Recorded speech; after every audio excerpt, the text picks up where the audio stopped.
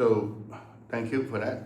So the second thing is that once they've gone through this boring beginning stuff, what is the next step should the student practice?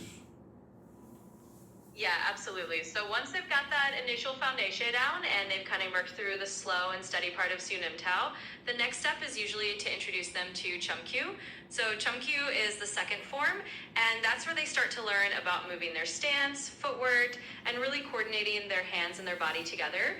It's kind of like taking everything they learned in the first form and now adding motion and a little bit of complexity.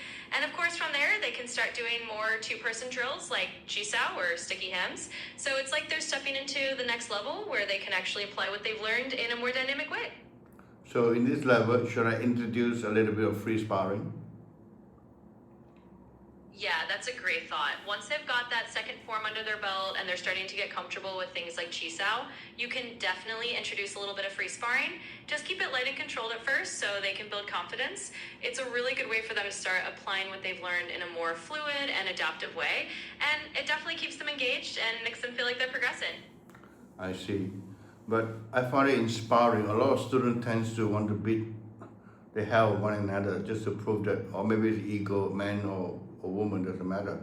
They just want to hit and lose the core principle of Wing Chun. All they want to do is to win. How can I solve this problem? Yeah, that's a really common issue, and it's a totally understandable one because, egos can come into play when sparring starts.